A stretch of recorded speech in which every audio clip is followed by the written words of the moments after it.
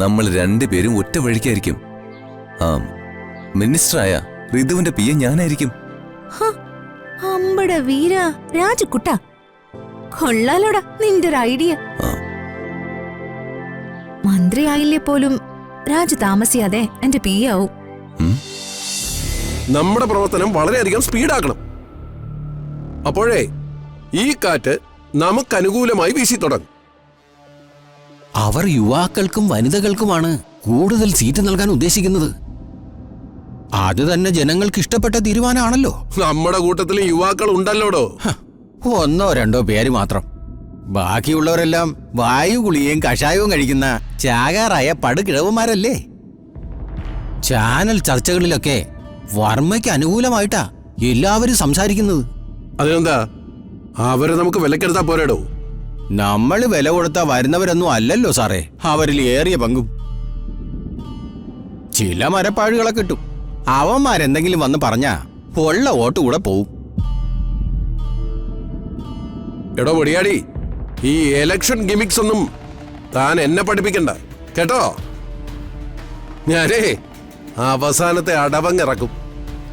ഓരോ വീടുകളിലും രായ്ക്ക് രാമാനം കാശെത്തിക്കും. സാറേ അത്തരം തറവേലകളൊന്നും ഇനി നടക്കത്തില്ല.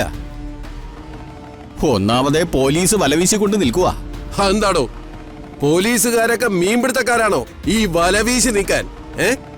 ഇലക്ഷൻ പ്രഖ്യാപനം കഴിഞ്ഞാൽ ഉടനെ ചെക്കിംഗ് അല്ലേ സാറേ? ചുരുക്കി പറഞ്ഞ താനും എനിക്കെതിരായി തുടങ്ങി അല്ലേടോ പൊടിയാടി. സത്യങ്ങൾ പറയുന്നവരെ സാറ് ശത്രുവായി കാണരുത്. അവരാണ് സാറിന്റെ മിത്രങ്ങൾ. മറ്റുള്ളൊരു മുഖസ്തുതി പറഞ്ഞ് കാശടിക്കാൻ വേണ്ടി വരുന്നവരാ. എന്നെ ആ രീതി കാണരുത്. സാറ് ജയിച്ചാ എനിക്കും പ്രയോജനമുണ്ട്, അതുകൊണ്ട് പറയുന്നതാ. എന്തായാലും നമ്മള് യുദ്ധം പ്രഖ്യാപിച്ചു കഴിഞ്ഞു. ഇനി ജയിച്ചേ പിന്മാറൂ. അല്ല, ഒരു കാര്യം പറയാൻ മറന്നുപോയി. എന്താണോ? ആ ഋതിക വർമ്മയും തിരഞ്ഞെടുപ്പിൽ മത്സരിക്കുന്നുണ്ടെന്നാ ഞാൻ അറിഞ്ഞത്.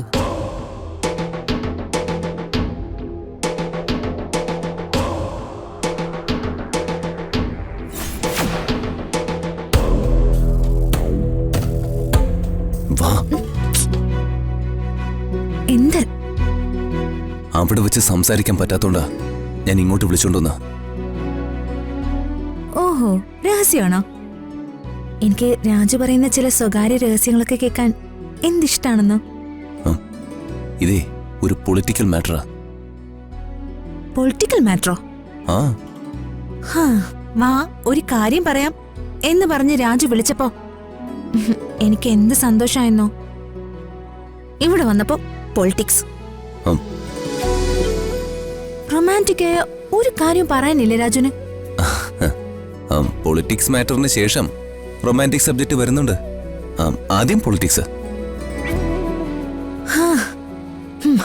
പറ. ഇതെന്താ ഇങ്ങനെ? പൊളിറ്റിക്സ് ഇങ്ങനെയാ.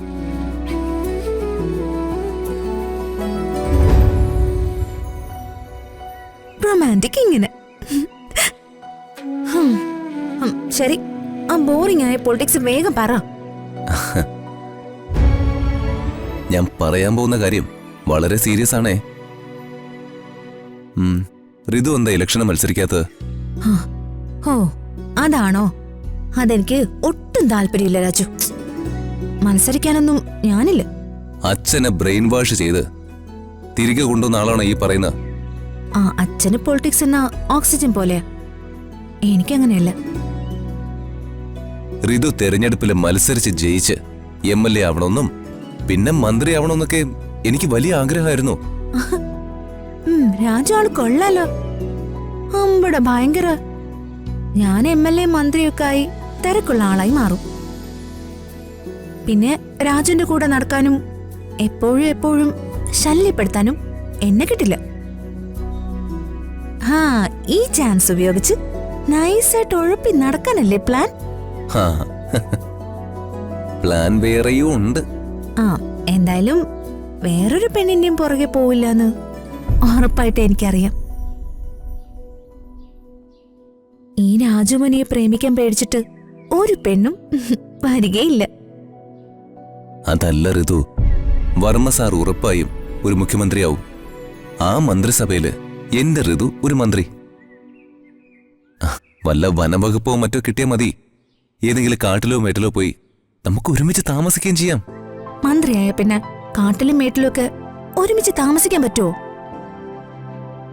നമ്മള് രണ്ടുപേരും രണ്ടു വഴിക്കല്ലേ? നമ്മൾ രണ്ടുപേരും ഒറ്റ വഴിക്കായിരിക്കും. ആ മിനിസ്റ്ററായ ഋതുവിന്റെ പിയെ ഞാനായിരിക്കും. അമ്പട വീര രാജുക്കുട്ട, കൊള്ളാലോടാ നിന്റെ ഒരു ഐഡിയ. മന്ത്രിയായില്ലേ പോലും രാജു താമസിയാതെ എന്റെ പിയാവും. മന്ത്രിയാവാതെ പിന്നെ എങ്ങനെ പിയാവൂ? എന്റെ പിയെ, പിള്ളേരുടെ അച്ഛൻ. ആ പിയെ. ഓ ആ പിയെ.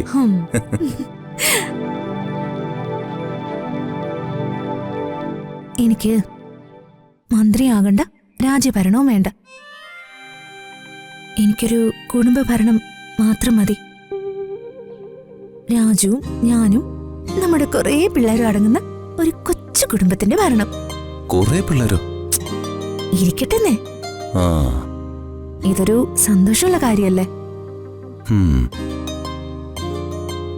പിള്ളേരുടെ അച്ഛനെ പിള്ളേരുടെ അമ്മ ഒന്ന് വിട്ടെ. ഇതേ ഡേ ടൈമാ, എനിക്ക് വേറെയും പണിയുണ്ട്. നീ എന്റെ പിയെയാ. ഇവിടെ നിക്ക്.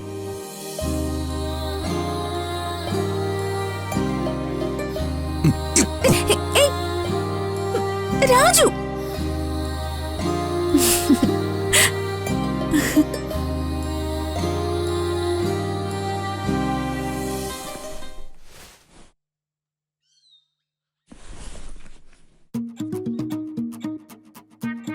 കാര്യ ഇടംപിരിയാണെങ്കിലും നല്ല വിദ്യാഭ്യാസം ഉള്ളവളാ.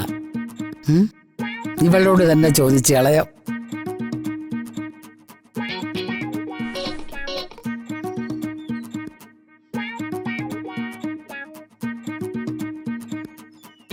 പ്രിയ മോളെ, മോളെ എന്തെടുക്കുവാ?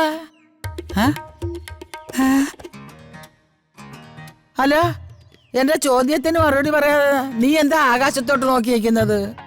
കാക്ക മലർന്ന് പറക്കുന്നുണ്ടോന്ന് നോക്കിയായിരുന്നു. ഓഹോ, ഇലക്ഷൻ പ്രമാണിച്ച് കാക്കകളും മലർന്ന് പറക്കാൻ തുടങ്ങിയോ? അതല്ല, നിങ്ങൾ എന്നെ മകളേന്ന് വിളിച്ചില്ലേ, അതാ. അതാണോ? അതെന്താ അങ്ങനെയൊക്കെ പറയുന്നത്? ജയൻ കല്യാണം കഴിച്ച് ആദ്യമായിട്ട് നീ വീട്ടിൽ വന്നപ്പം നിലവിളക്ക് കയ്യിൽ തന്ന് മോളേന്ന് നിന്നെ ഞാൻ വിളിച്ചില്ലേ? ആ, അങ്ങനെ ഒരിക്കലും നിങ്ങൾ എന്നെ മോളേന്ന് വിളിച്ചിട്ടുണ്ട്. ഹലോ, ഇടയ്ക്കിടയ്ക്ക് നിന്നെ മോളേന്ന് വിളിക്കണമെന്ന് എനിക്ക് തോന്നിയിട്ടുണ്ട്.